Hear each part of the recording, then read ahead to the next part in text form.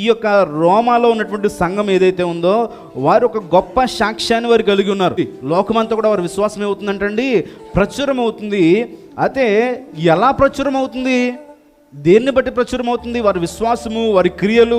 ఈ రోజున వారి సంఘములో ఏ విధమైనటువంటి జీవిత విధానాన్ని వారు కొనసాగిస్తున్నారు. కేవలం విశ్వాసం ఉంటే బయట ప్రచురం అయిపోతుంది అంటే అవ్వట్లేదు. వారి విశ్వాసమును బట్టి వారి క్రియలను మార్చుకున్నారు. వారి పరిశుద్ధమైనటువంటి జీవిత విధానంలోనికి నడవడానికి వారు ఇష్టపడ్డారు కనుక, ఆ విధంగా వారు నడుస్తున్నారు కనుక వారి యొక్క విశ్వాసము సర్వలోకము ప్రచురించబడ్డారు గారి కారణం ఏంటంటే, వారు వెళ్ళు ప్రతి చోట్లోనూ కూడా వారి పనిలో ఉన్నారా, లేకపోతే ఉద్యోగంలో ఉన్నారా, వ్యాపారంలో ఉన్నారా, లేకపోతే బయట ఎక్కడైనా ఉన్నారా, ఎక్కడ ఉన్నా సరే వారు పరిశుద్ధమైనటువంటి జీవితాన్ని వారు కొనసాగించారు. ఎక్కడ కూడా పరిశుద్ధమైనటువంటి జీవితంలో వారు రాజీ పడలేదు. ఎక్కడ కూడా ఒక రోమీలో అనేటువంటి వారు, ఒక సంఘం అనేటువంటి వారు, సర్వలోకము కూడా వారిని బట్టి పౌలు గారు సంతోషిస్తున్నారంటే, ఆ సర్వలోకం ఎక్కడికి వెళ్ళినా కూడా పౌలు గారికి విషయాలు చెప్తున్నారంటే కారణం ఏంటి? వారి యొక్క జీవిత విధానంలో మార్పు వచ్చింది. ఏమొచ్చిందండి?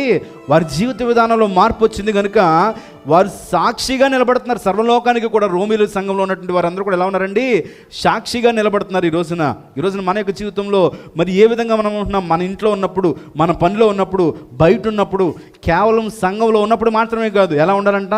మన బయట ఉన్నా, లేకపోతే పనిలో ఉన్నా, ఇంట్లో ఉన్నా మన యొక్క స్వభావం మారకూడదు, మన మాట మారకూడదు, మన పరిశుద్ధత పోకూడదు.